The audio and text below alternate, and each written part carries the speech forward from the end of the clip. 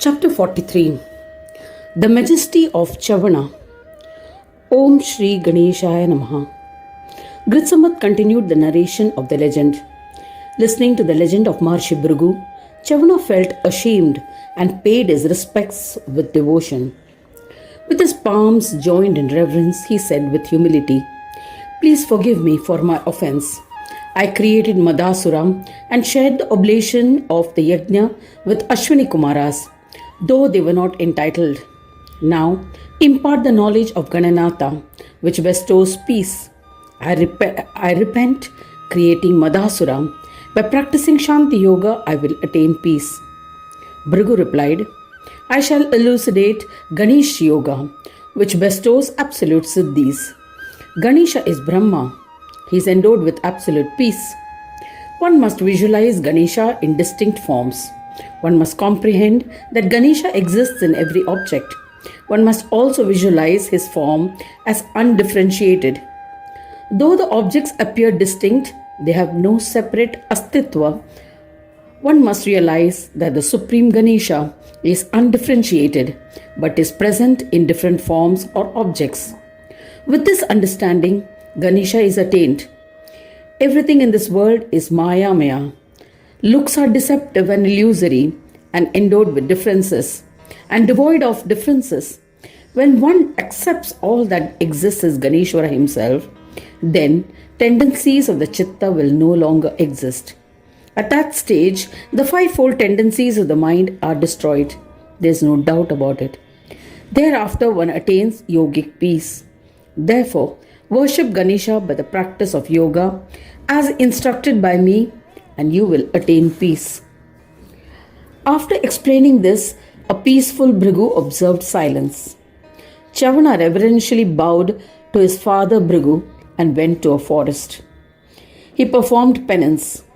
He practiced yoga, and with great efforts he got rid of the tendencies of the mind.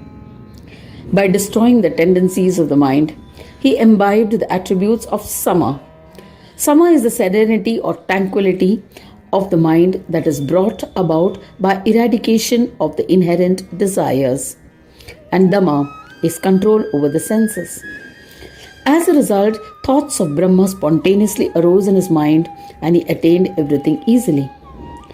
After attaining Shanti Yoga, he became endowed with Shanti.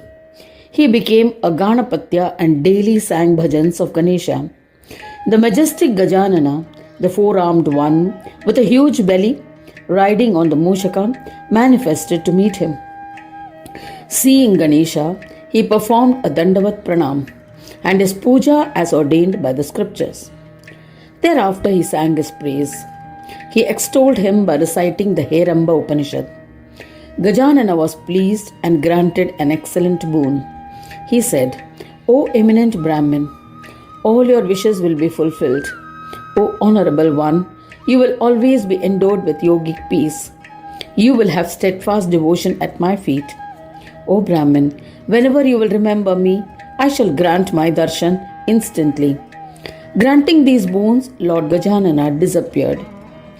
Chavana established the idol of the four-armed Ganesha in his ashram. From that day, Ganesha resided eternally in the ashram of Chavana. By the darshan of that idol of the Lord and his remembrance, one attains enjoyments and liberation. I have narrated the pious legend of Chavana, which will dispel all shortcomings and bestow as a reward various siddhis, spiritual powers. Thus ends the 43rd chapter titled The Majesty of Chavana in the second khanda of the Purana Upanishad Shriman Mudgal Puran, describing the legend of Ekadanta. Dedicated to Sri Gajanana. End of chapter 43.